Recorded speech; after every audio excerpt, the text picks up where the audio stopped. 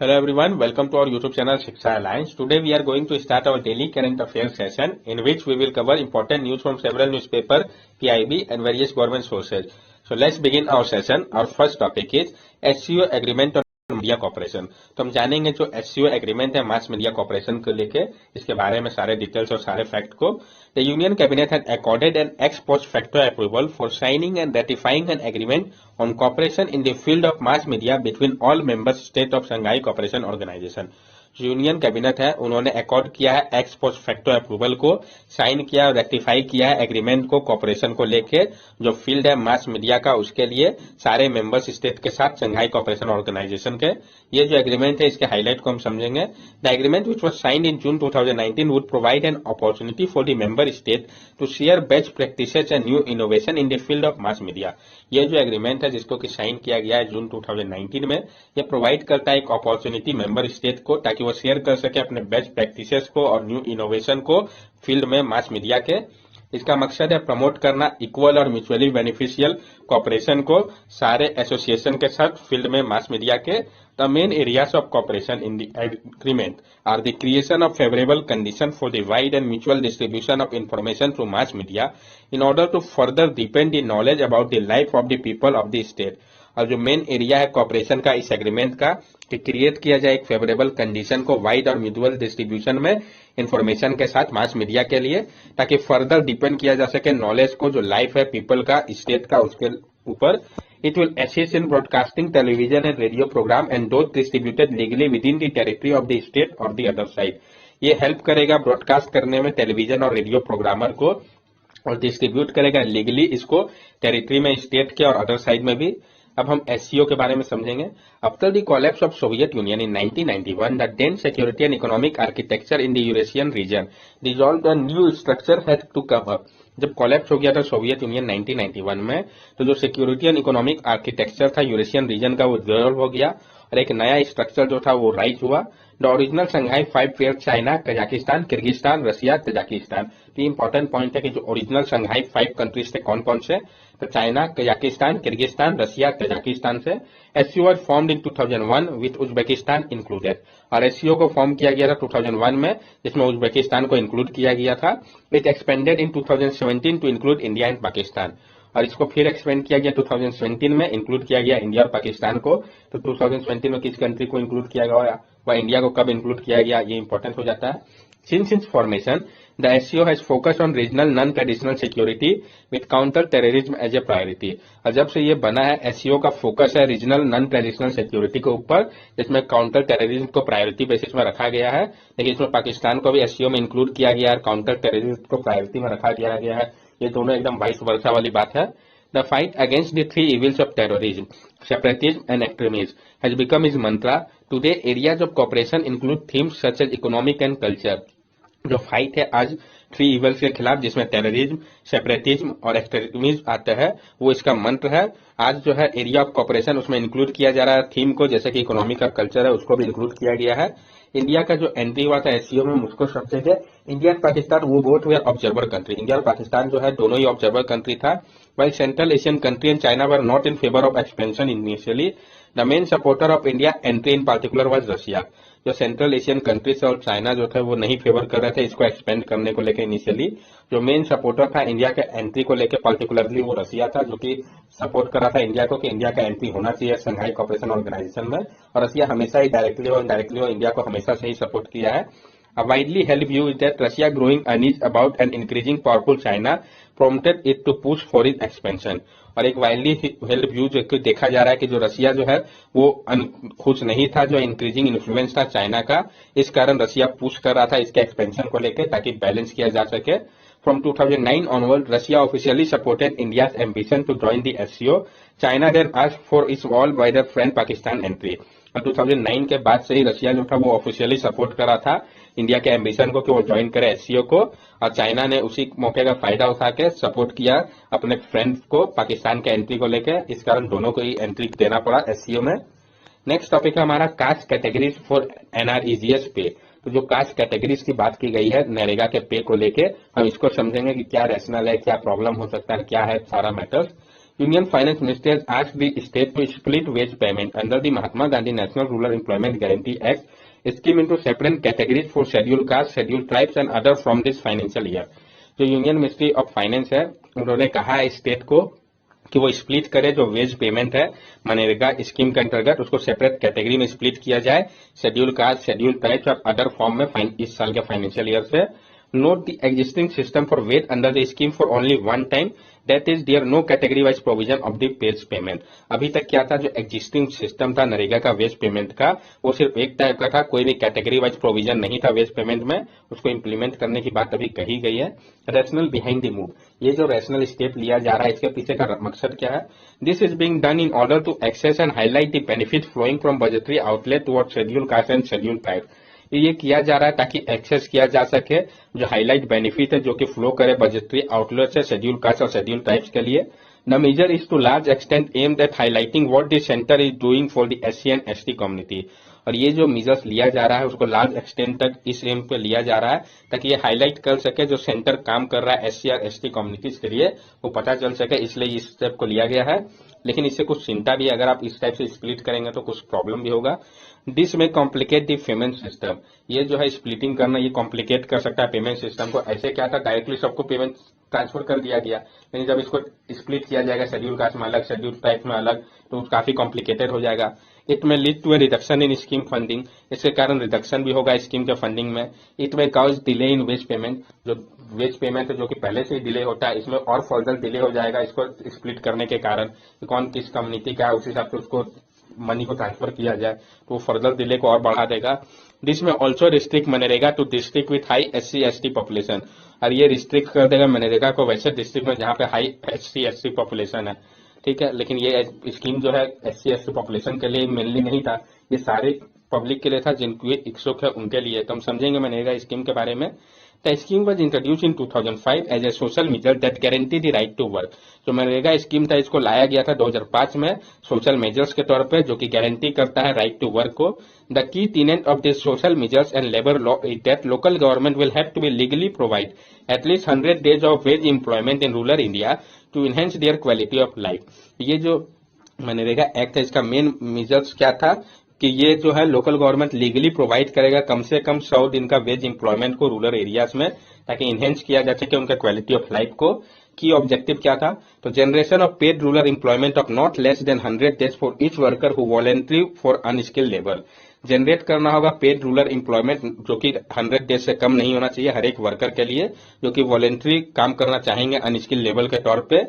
Proactively ensuring social inclusion by strengthening the livelihood base of rural people. और proactively ensure करना है social inclusion को strengthen करते हुए लाइवलीहुड बेस को रूरल पुअर का. Creation of durable asset in rural areas such as well, pond, road and canal. Create करना है ड्यूरेबल एसेट को रूरल एरियाज में जैसे कि वेल हो गया, पॉन्ड हो गया, रोड हो गया, कैनाल हो गया, इन सबको तैयार करना है. Reduce urban migration from rural areas. और कम करना है जो माइग्रेशन हो रहा है रूरल एरिया से अर्बन की तरफ उसको रेस्ट्रिक्ट कर देना है कि रूरल पीपल जो है वहीं पे काम करे वहीं पे अर्न करे. Create rural infrastructure by using untapped rural labour. Create करना है रूरल इंफ्रास्ट्रक्चर को यूज करते हुए जो अनटेप्ड रूरल लेबर है उसका. The following are the eligibility criteria for receiving the benefit under मनरेगा स्कीम. कुछ एलिजिबिलिटी क्राइटेरिया है जिसके अंतर्गत बेनिफिट मिलता है मनरेगा स्कीम के. तो सबसे पहले तो must be citizen of India to seek मनरेगा बेनिफिट. अगर आपको मनरेगा के बेनिफिट चाहिए तो आपको भारत का सिटीजन होना होगा. Job seeker has completed 18 year of age at the time of application. जो जॉब सीकर है उनका एज 18 ईयर्स कम से कम होना चाहिए जब वो अप्लाई करेंगे इसके लिए. The application must be part of local household, that is application must be made with local gram panchayat. और जो एप्लीकेशन होगा वो पार्ट है लोकल हाउस होल्ड का, यानी एप्लीकेशन जो है वो लोकल ग्राम पंचायत के पास करना होगा. Applicant must volunteer for unskilled labour. और जो एप्लीकेंट है उसको वॉलेंटियरली अनस्किल्ड लेबर करने के लिए तैयार होना होगा. Implementation of the scheme. ये जो मनरेगा स्कीम है इसका इम्प्लीमेंटेशन कैसे हो रहा है. Within 15 days of submitting the application और from the day of work is demanded wage employment will be provided to the applicant. जो सबमिट करेंगे जब हम एप्लीकेशन को उसके 15 दिन के अंदर हमें वेज एम्प्लॉयमेंट प्रोवाइड करना होगा एप्लीकेंट को. Right to get unemployed allowance in case employment is not provided within 15 days of submission the applicant और from the date when work is short. और right to get unemployed allowance जो है उनको unemployed allowance दिया जाएगा अगर उनको work 15 days के अंदर नहीं प्रोवाइड किया जाता उनके एप्लीकेशन के बाद. तो सोशल ऑडिट ऑफ मनरेगा work is mandatory with length to accountability and transparency. Social audit जो है मनरेगा वर्क का ये मैंडेटरी है, जिसके कारण इसके अकाउंटेबिलिटी और ट्रांसपेरेंसी का पता चले। The Gram Sabha is the principal forum for wage seeker to raise their voices and make demand. जो ग्राम सभा है वो प्रिंसिपल फोरम है वेज सीकर्स के लिए, ताकि वो रेज कर सके अपने वॉइसेस को और डिमांड कर सके। इट इज द ग्राम सभा and gram panchayat which approve the self of work under MNREGA and fix there priority. और ये ग्राम सभा और ग्राम पंचायत ही है जो कि अप्रूव करते हैं सेल्फ ऑफ वर्क को मनरेगा के अंतर्गत और फिक्स करते हैं इसको प्रायोरिटी बेसिस पे। नेक्स्ट टॉपिक है हमारा norms for employing retired official defined. जो नॉर्म्स है एम्प्लॉय कराने के लिए रिटायर्ड ऑफिशियल को, इसको डिफाइन कर दिया गया है। तो हम जानेंगे कि क्या डिफाइन किया गया है, क्या सारा मैटर है सबको। The central vigilance commission has laid down a defined procedure to be followed by government organisation for getting vigilance clearance before employing a retired official on a contractual or consultancy basis। Central vigilance commission ने lay down किया है और define किया है procedure को, जो कि follow किया जाएगा गवर्नमेंट ऑर्गेनाइजेशन के द्वारा जब वो विजिलेंस क्लियरेंस लेंगे एम्प्लॉय करने के पहले रिटायर ऑफिशियल को कॉन्ट्रेक्चुअल व कंसल्टेंसी बेसिस के लिए, तो उनको क्लियरेंस लेना होगा। एज पर दी प्रोसीड्यूर, इस प्रोसीड्यूर के अनुसार जो एप्लीकेबिलिटी होगा before offering employment to retire all India services and group A officer of the central government or their equivalent in other organization owned or controlled by center, vigilance clearance from the employer organization from which the officer had retired should be obtained। तो before अगर हम offer करेंगे उसके पहले employment retire all India service के group A officer central government के या उनके इक्विवेलेंट अदर ऑर्गेनाइजेशन के जिनको ओन या कंट्रोल किया जा रहा है सेंटर के द्वारा, तो विजिलेंस क्लियरेंस जो है एम्प्लॉयर ऑर्गेनाइजेशन के द्वारा जहां से ऑफिसर रिटायर हुआ है उसको लेना होगा। In case a retired officer serve in more than one organization, clearance has to be obtained from all of them where the person was posted in 10 years prior to retirement। और अगर retire officer सर्व किया है more than one organisation से अधिक, तो clearance obtain करना होगा उन सब से जहां पे पर्सन का पोस्टिंग हुआ है 10 इयर्स रिटायरमेंट के पहले तक। A communication seeking clearance should be also sent to CVC if no reply is received from the erstwhile employer within 15 days of sending the communication by speed post। A reminder can be sent if there is no response within 21 days। Vigilant clearance should be deemed to have been given। और एक communication seeking clearance जो है वो भेजना होगा CVC के पास।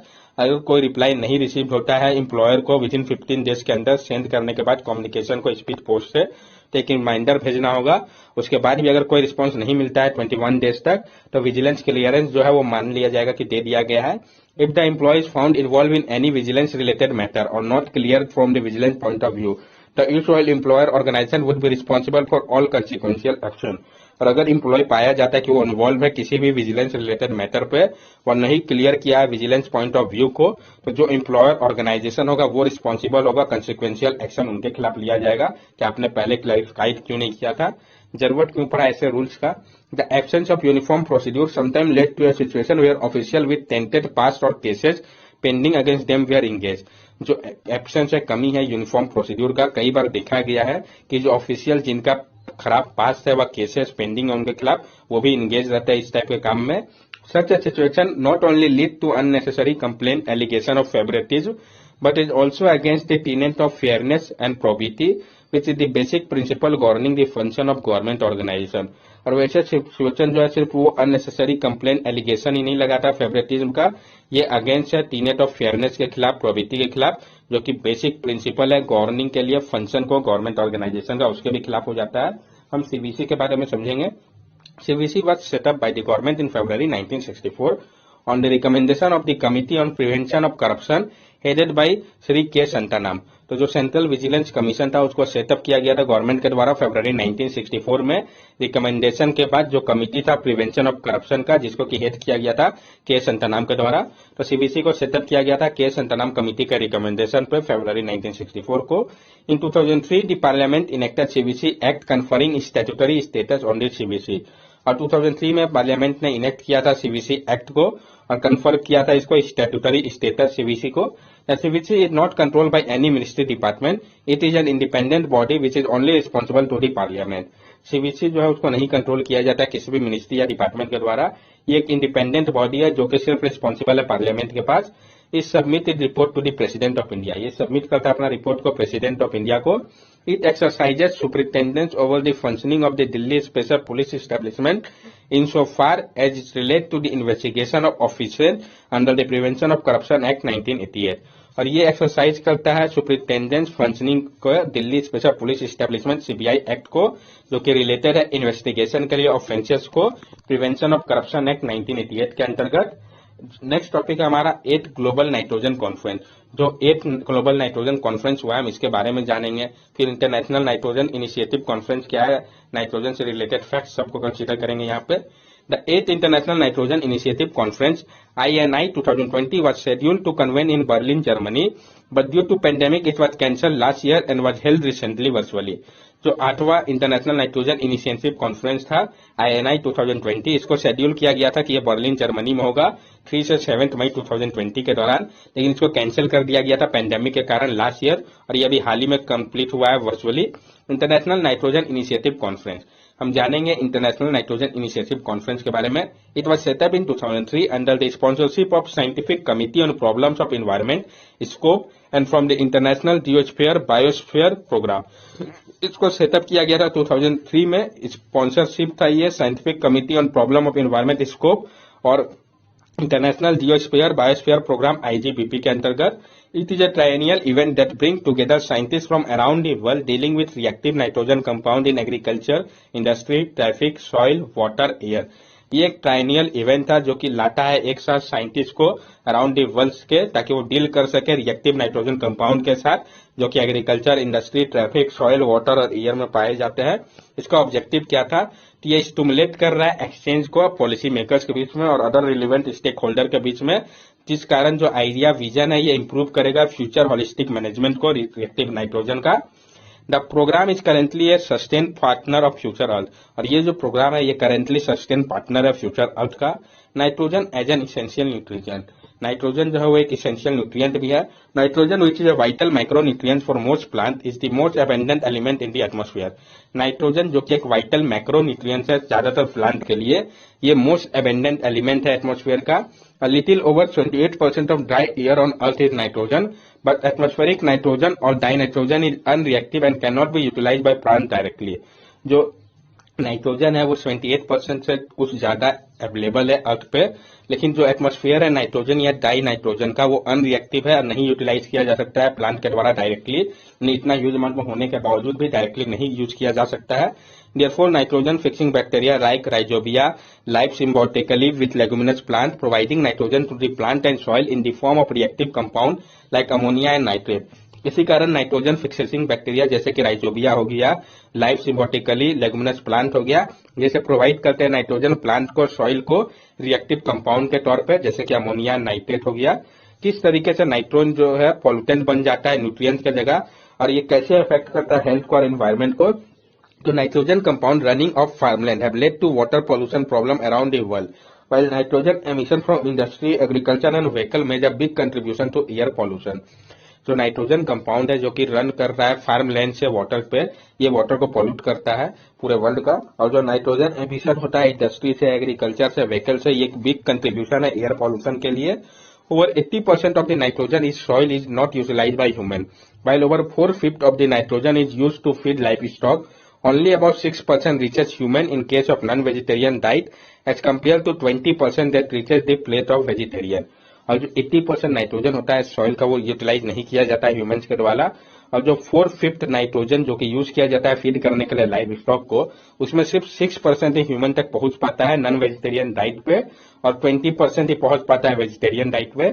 इसी कारण नाइट्रोजन जो है वो एक पॉल्यूटेंट बन गया है, क्योंकि ये स्केप कर जाता है एनवायरमेंट से और रिएक्ट करता है ऑर्गेनिक कंपाउंड के साथ। ये आइदर रिलीज हो जाता है एटमॉस्फेयर पे और डिजॉल्व हो जाता है वाटर के सोर्सेस में, जैसे कि रिवर, लेक, ग्राउंड वाटर और सॉइल पे, और जिस कारण इसको पॉल्यूट करता है। नाइट्रोजन पॉल्यूशन है जो significant impact on the environment, और जो नाइट्रोजन पॉल्यूशन है इसका एक सिग्निफिकेंट इम्पैक्ट पड़ रहा है एनवायरमेंट के ऊपर भी।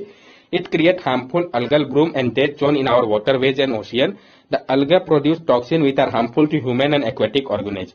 ये जो है क्रिएट करता है एक हार्मफुल algal bloom को, डेड जोन को हमारे वाटरवेज में, ओशियन पे, और जो अलगी प्रोड्यूस करता है टॉक्सिन को, ये हार्मफुल है ह्यूमन और एक्वेटिक ऑर्गेनिज्म के लिए।